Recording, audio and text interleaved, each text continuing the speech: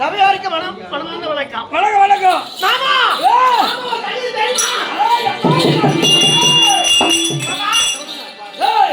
சந்தோஷமான செய்தி சொல்ல ஒரே ஓட்டமா உன்னை தேடி வரேன். இது அத்து மகளே. ஆமா. அப்படியே ஒரு செய்தி என்ன சந்தோஷமான செய்தி? ஐயோ நாங்க பார்த்தா போய் தேடி பார்த்த உடனே சந்து சக்கல்ல தங்க நாயாடி நானு சத்துல போடி கிடக்குறாளா நானு இந்த சத்து சத்த தேங்க ஆளு கிடைக்கல. அப்பதான் ட்ரெயின் மட்டும் ஒரே ஓட்டமா எங்க மாமா கிட்ட தான் நான் சொல்லிட்டு வருவேன். ஓ முதல் செய்தி அந்த செய்திய அப்படின்னு ஒரே ஓட்டமா ஓடி வந்துக்கிறேன். இது அத்து மகளே. அந்த செய்தி என்ன செய்தி? சந்தோஷமான செய்தி. என்ன செய்தி? மாமா எனக்கு கல்யாணம் கல்யாணம் கல்யாணம் எனக்கு கல்யாணம் பண்ண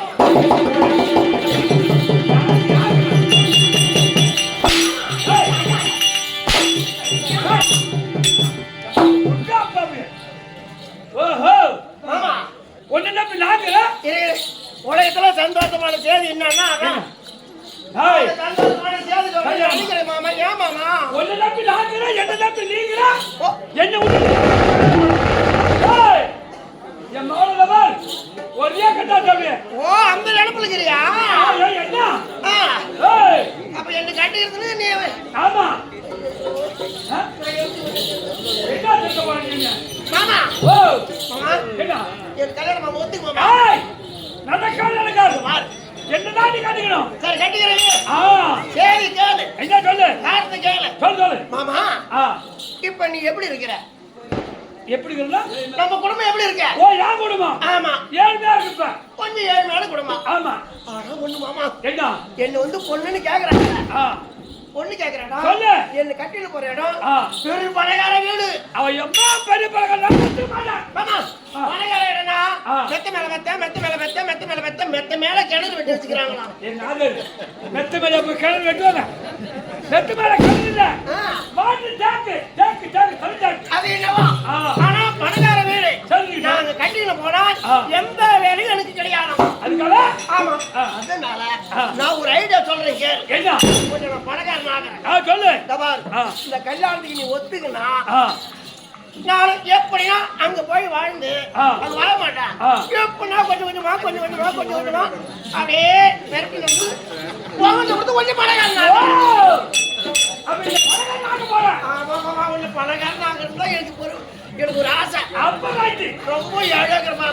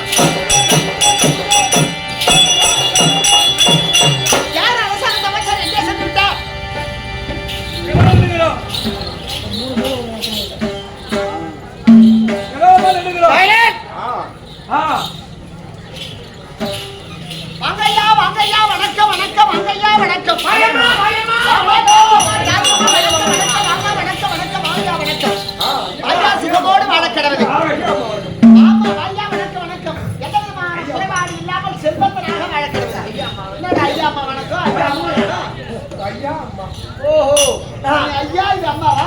சரி ஆகட்டும். எம்மாடி தாதி, ஐயம்மா வணக்கம்மா. உன் பாதார விந்தத்திற்கு என் பண்பான வணக்கம். சுகமோடு வாழ கடவுள். நல்லது. சரி ஆகட்டும்.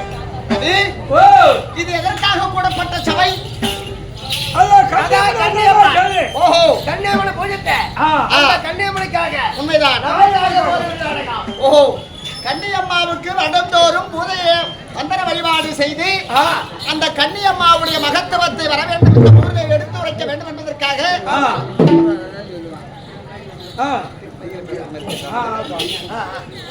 இந்த கன்னி கூத்தை வைத்து கடவுள் இருக்கிறாருன்னு சொன்னா ஒரு பாலக மேல வந்து சாமி ஆடுமா? அந்த பாலக மேல வந்து சாமி ஆடனாதான் இப்பேற்பட்ட திருவிழாவை நடத்தணும்னு சொல்லி கேட்டா நம்ம செல்லுல நம்ம பக்கத்துல சொல்ற மாதிரி பாக்குறாங்க. ஏடா பசங்க மேல ஆடுதுன்னு சொல்றாங்க. அந்த மாதிரி அந்த கடவுள் இருப்பது உண்மையான கடவுளாக இருந்தால்தான் என்னடா சிரிக்கிற? கிரிக்கிட்டாருடா. சரி இவரு அவன் சிரிக்கிறதுல அர்த்தம் இருக்குன்னு பேசுற.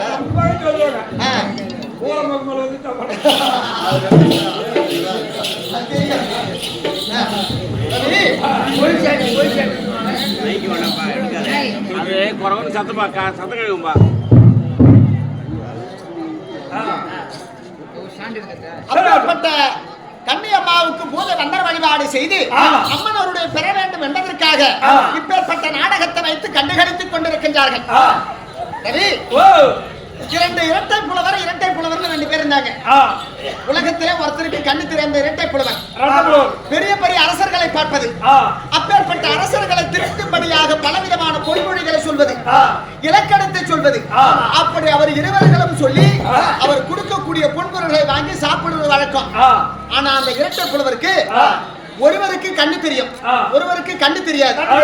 இன்னொருத்தருக்கு காலு இதோட பழுதாகிவிட்டது. புரியுதா? அப்ப அந்த கண்ணு தெரியாதவர் என்ன செய்வாரு? அந்த கால் நடக்க முடியாதவர் எழுதி தோல் மேல வைத்து நடந்து போவது வழக்கம். அவங்க மேல உட்காந்து இந்த வழியில போ, இந்த வழியில போன்னு சொல்லுவார். அப்ப அந்த கண்ணு தெரியாதவர் என்ன செய்வார்னா ஒரு கோலை ஊனி தத்தி தத்தி நடப்பது வழக்கம். அப்ப அந்த கண்ணு தெரியாதவர் என்ன செய்யறாரு? மேல இருக்கிறவர் பார்த்து ஒரு கேள்வி கேட்கிறார்.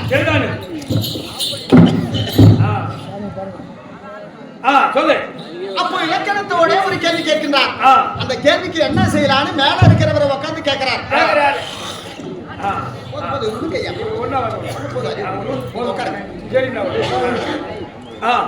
அப்ப அந்த கண்ணு தெரியாதவரை கோலை கொண்டு கொண்டு கொஞ்சம் தூரம் நடந்து இந்த ஊர்ல இருக்கிற ஒரு அரசருக்கு பலவிதமான பொண்ணு இழைக்க மொழியாக பேசிட்டு அவர் கொடுக்கக்கூடிய பொன்பொருளை வாங்கிட்டு அடுத்த ஊருக்கு போறாங்க. அப்படி செல்லக்கூடிய நேரத்தில் அப்போ அந்த புலவர் கண்ணு தெரியாதவர் பார்த்து மேல இருக்கிறவரை கேள்வி கேட்கிறார். என்ன கேள்வி கேட்கிறாரு? முக்காலை ஊன்றி மூடர்கள் செல்லுகையில் 5 தலை நாகம் ஆழக்கடுத்து இதற்கு என்ன செய்யலாம்? 5 தலை நாகம் ஆழக்கடுத்து என்ன செய்யலாம் அப்படின்னு அந்த கண்ணு தெரியாதவர் கேட்கிறாரு. மேல இருக்கிறவரை உட்காந்து எப்பேற்பட்ட வார்த்தை பாருங்க. அப்ப மேல அமர்ந்து இருக்கக்கூடியவர் சொல்றாரு, அந்த காலே நடக்க முடியாதவர் மேல அவர் மேல உட்கார்ந்து இருக்கிறாரு. இதான் இதுக்கு போய் என்ன வருத்தப்படுற? பத்திரத புத்திரனின் மித்திரனின் சத்ருவின் பத்திரியை கால் வாங்கிட்டே அவர் எவ்வளவு விளக்கமா சொல்லிட்டாரு. இதுக்கு என்ன விளக்கம் தெரியுமா ரவி? ரவி இதற்கு என்னன்னு சொன்னா அந்த கண்ணு தெரியாதவர் சொல்றாரு, நம்ம இந்த ஊர்ல இருந்து அடுத்த ஊருக்கு சென்று அரசர்களை பார்க்கக்கூடிய நேரத்தில் முக்காலை ஊற்றி மூணர்கள் செல்லுகை ஒரு வயதான தோற்றம் வந்தா ஒருத்தருக்கு நடக்க முடியல சப்போர்ட் இருக்கும். வயதான தோற்றத்துல ஆனா அவனுக்கு கண்ணே தெரியாது இல்லையா அந்த புலவருக்கு. அப்ப என்ன செய்யறாரு? ஒரு காடை ஊன்றி அதை கொடுத்து பக்கத்துல தத்தி தத்தி நடப்பது, பள்ளமோடு தத்தி நடக்கணும் இல்லையா? அப்ப நடந்து செல்லுகை நடந்து செல்லக்கூடிய நேரத்தில் முக்காலை ஊன்றி மூணர்கள் செல்லுகையில் 5 தலை நாகம் ஆழ கிடைக்குது. நான் இந்த ஊர்ல இருந்து சுமந்து கொண்டு அடுத்த ஊருக்கு செல்லலாம் நடக்கக்கூடிய நேரத்தில் அதுல ஆன சப்பாத்தி அதாகப்பட்டது தாத்தி விட்டு முத்திருச்சு. ஆமா, அதுக்கு என்ன செய்யலான்னு அவருக்கு கீழே இருக்கிறவர் கண்ணு தெரியாதவர் மேல இருக்கிறதுல இலக்கணத்தோட கேட்கிறார், இதுக்கு என்ன செய்யலாம்? அப்ப இலக்கணத்தோட உரையாடுறாங்க. அப்ப மேல இருக்கிறவர் சொல்றாரு பாருங்க, இது இருக்கா? 10 ரத புத்திரனின் 10 ரதமுடையவர் யார்? தசரத சக்கரவர்த்திக்கு புத்திரன் யார்? ராமனுக்கு மித்திரன் யார்? அவருக்கு சிநேகிதக்காரர் சுக்ரீவன். சுக்ரீவனுக்கு எதிரி யாரு? வாணி. வாணிக்கு மனைவி யாரு? பத்னி யாரு? தாரை. தாரை பக்கத்துல அந்த ரை எடுத்துட்டு ரைக்கு பக்கத்துல அந்த காலை எடுத்துட்டா என்ன வரும்? தரை. தரை. அட தரையில சேர்த்துட்டு போயேன். ஓ ரெண்டு முள்ளு தரையில சேர்த்து போ. ஆமா தரை. ஆமா அப்படின்னு விளக்கத்தை சொன்னான்.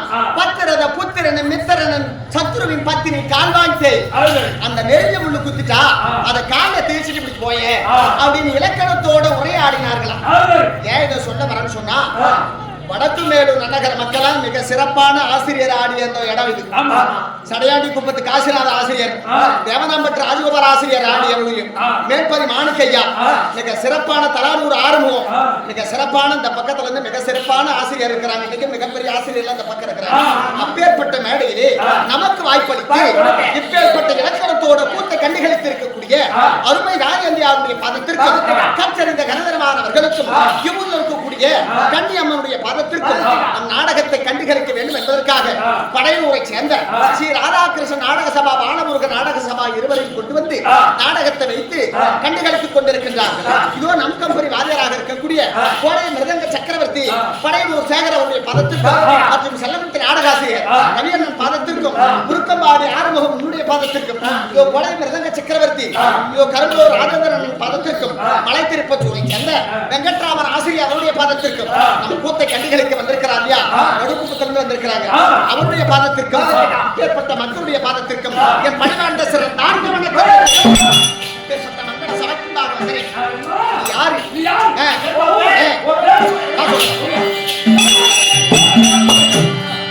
அவர் சத்தியம் தவறா மன்ன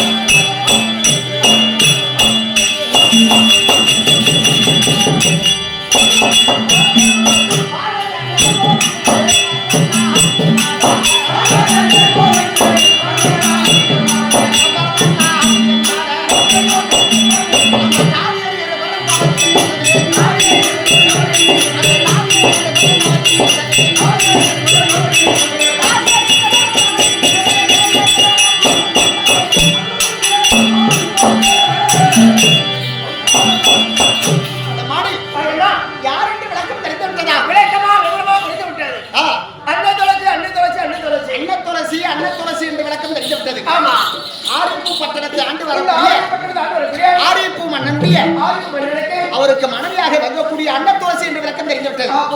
என் நாட்டிலே எந்த விதமான குறை என்பது கிடையாது. தேவியர் எந்த நேரமும் வேதங்களை ஓதிக்கொண்டிருப்பார். ஆனா குறை என்பது கிடையாது. என் நாட்டில் இருக்கக்கூடிய மக்கள் எல்லாம் குறைபாடு இல்லாமல் செல்வந்தராக வாழ்ந்து கொண்டிருக்கின்றார்கள். ஆனா குறைபாடு இல்லாமல் சந்தோஷமாக இருந்து மக்களுக்கு செல்வத்தை பாவித்து குறையில்லாமல் சந்தோஷமா வாழறோமா. ஆனா ஒன்றும் குறையில்லை, எந்த குறையும் கிடையாது. ஆனால் சந்தோஷமாக வாழ்ந்து கொண்டிருக்கும் நேரத்திலே ஆனால் எப்பேற்பட்ட இறைவன் என் தலையிலே எழுதிய எழுத்தை எவரால் மாற்ற முடியும் என்பதற்கு தருணமாக எப்பேற்பட்ட குறை என்பதற்கு எனக்கு வைத்து விட்டான் தெரியுமா. எம்மாடி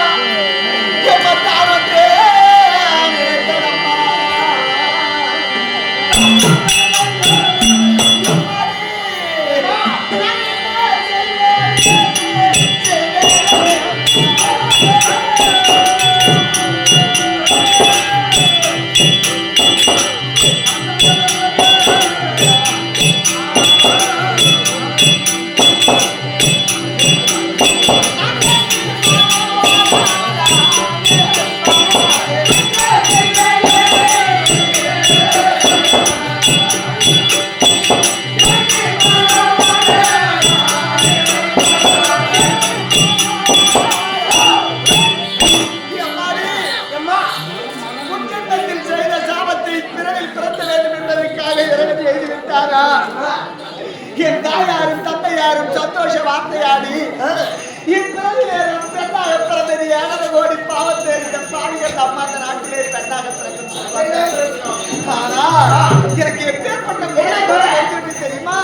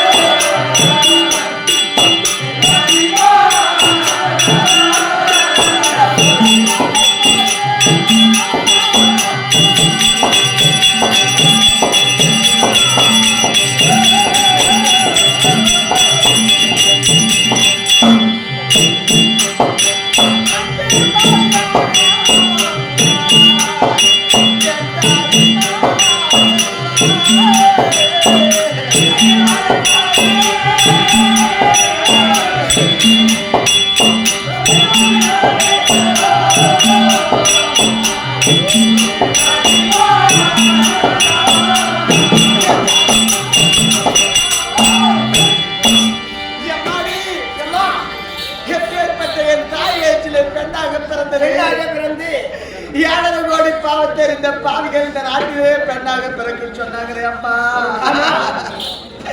என் தாய் வயிற்றில் பிள்ளையாக பிறந்து பெண்ணாக பிறந்து என்ன பாவத்தை செய்தோனோ இப்பேற்பட்ட நாட்டை அந்தருக்கு எனக்கு குழந்தை இல்லாமல் போயிருந்தது அம்மா. ஒரு செடியில் இருக்கக்கூடிய பூவாகப்பட்டதை பூத்து ஒரு பெண்ணின் தலை வைத்தால்தான் அந்த பூனைக்கு மதிப்பு.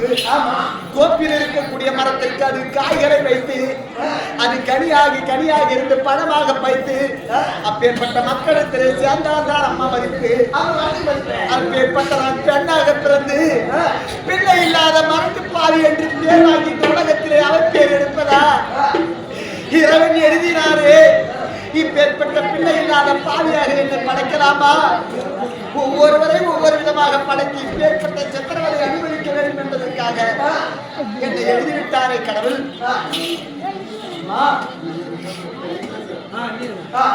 இப்பேற்பட்ட பெண்ணாக பிறந்து உலகத்திலே நான் என்ன பாவத்தை செய்தேனே தெரியவில்லை. ஆனால் நாட்டை ஆள்வதற்கு ஆண் குழந்தை இல்லையே தவிர அழகாக ஒரு பெண் குழந்தை ஒன்று இருக்கின்றான்.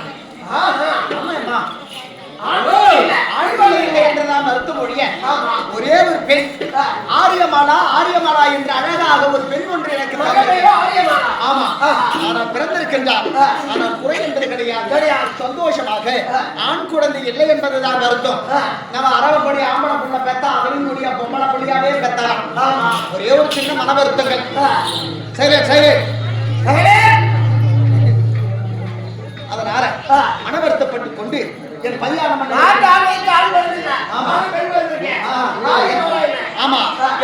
மன்னவர் நான் சந்தோஷம் மனதில் கஷ்டம் இருந்தால் குறைபாடு இல்லாமல் சந்தோஷமாக இருக்கிறோம். என் தினத்தில்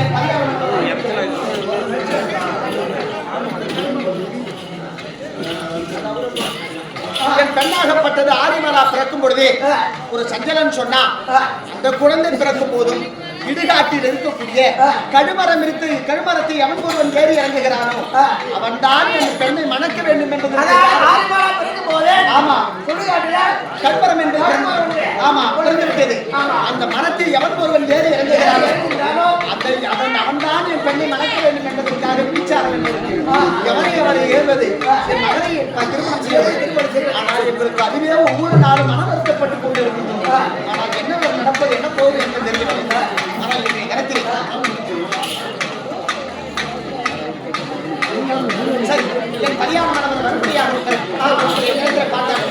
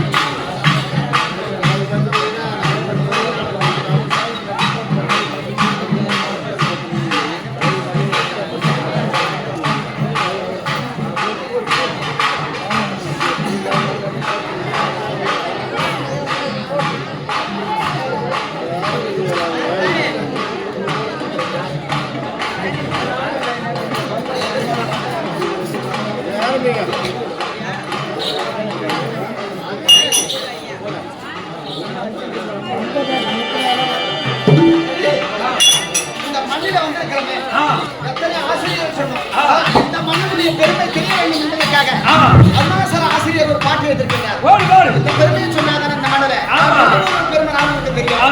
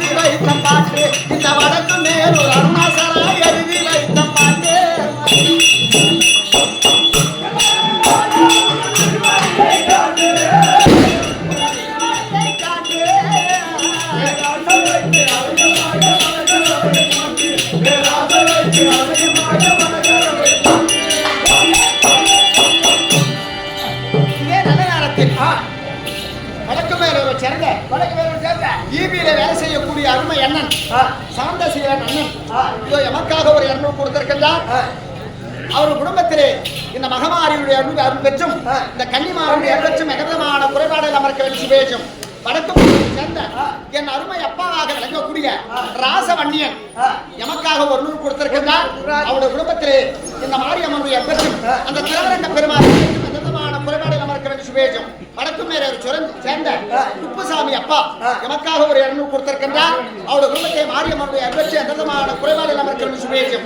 இது ஒரு அடுக்குப்பத்தை சேர்ந்த அருமை அண்ணன் கருணாகரன் அஜித் அருமை தம்பி அஜித் என்பவர் இருவரும் சேர்ந்து எமக்காக ஒரு 200 கொடுத்திருக்கின்றார். அவருடைய குடும்பத்திலே மாரியம்மனுடைய அன்பு எந்தவிதமான குறைபாடுகள் அவருக்கு வேண்டும் சொல்லியிருக்கிறேன். இன்னொரு அருணா வடக்கு பேரூரை சேர்ந்த அருணன் என்கிற அருமை தம்பி எமக்காக ஒரு 100 கொடுத்திருக்கின்றார். அவனுடைய குடும்பத்திலே கன்னிமாருடைய அன்பு எந்தவிதமான குறைபாடுகள் அவருக்கு வேண்டும் சொல்லியிருக்கிறேன். நேரம் கடந்து கொண்டு போகிறேன்.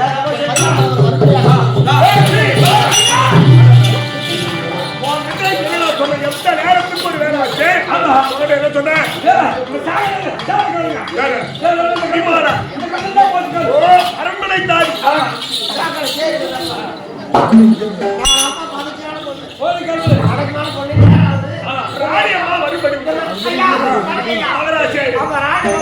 கையோடு